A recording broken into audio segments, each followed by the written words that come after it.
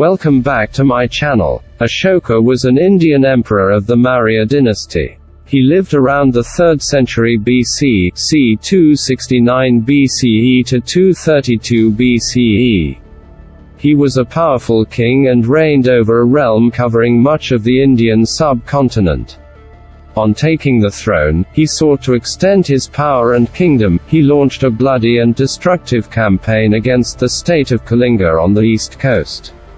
In this campaign, Ashoka's army killed many thousands of people. However, after witnessing the aftermath of the destructive war, he became aware of the great suffering he had caused.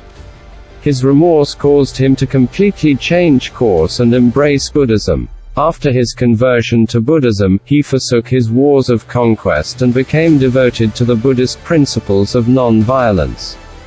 He established schools and hospitals for the poor and built many Buddhist temples across the Indian subcontinent. He was highly regarded in his lifetime for his enlightened rule and concern for his citizens.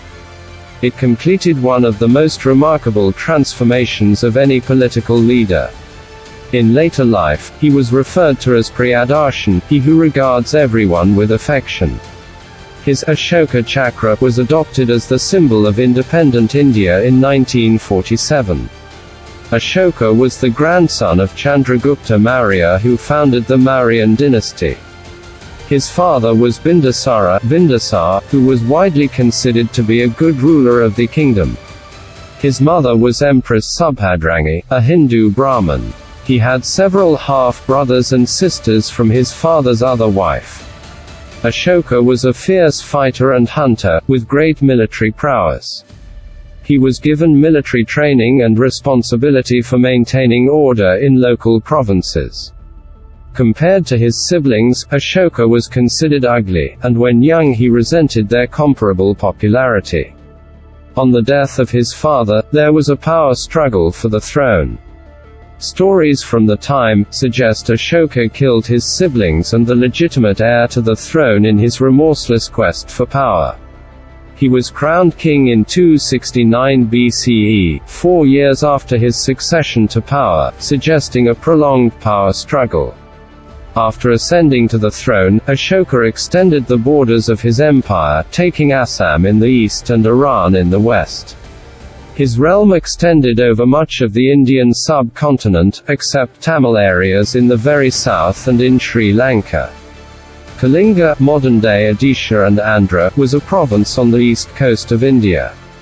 It had a strong Buddhist following and was ruled by a monarchy and parliamentary democracy, which was unusually democratic for the time. However, with Ashoka's great military strength, he succeeded in conquering and defeating this province. It is said up to 100,000 soldiers were killed, and more deported. On entering the city, Ashoka was moved by the extent of the destruction and suffering he had caused. Edict 13 of the Edicts of Ashoka recount his later view. Around this time, King Ashoka also gave a famous speech where he talks about the paradox of his victory. One legend tells how Ashoka was walking around the vanquished city when he heard a Buddhist monk softly chanting a Buddhist mantra, Buddham Saranam Gacchami, I take refuge in Lord Buddha. On hearing this, Ashoka was deeply moved and he spoke to the Buddhist monk Upagupta, saying he wished to learn more. After this incident, Ashoka began his conversion to Buddhism. He sought to relinquish his bloodthirsty past, but live according to the Buddhist principles of compassion and non-violence.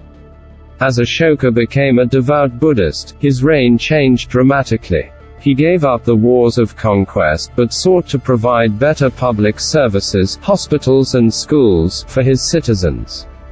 He traveled extensively throughout India and Ceylon, building many temples and statues to the Buddha. He had inscribed in many places, Ahimsa Parama Dharma, non-violence is the greatest virtue.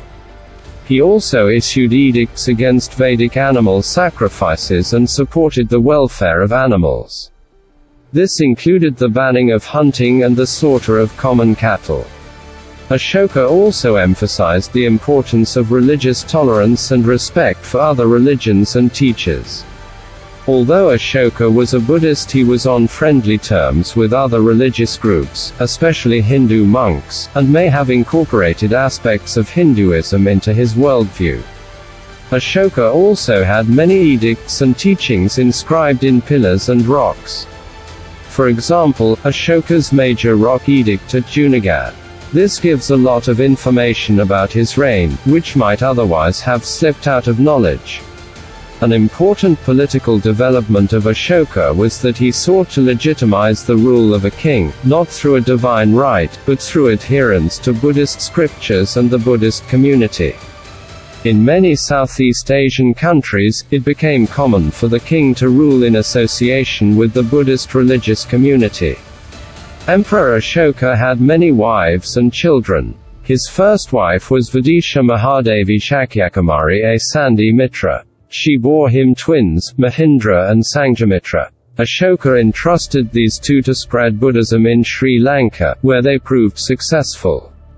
Ashoka created the Ashoka Chakra, the Wheel of Righteousness or Wheel of Dharma. This was accepted as the national symbol of India and features on her flag since independence in August 1947. After his death, the Mauryan Empire only lasted another 50 years, but Ashoka became remembered as one of the most exemplary rulers in history.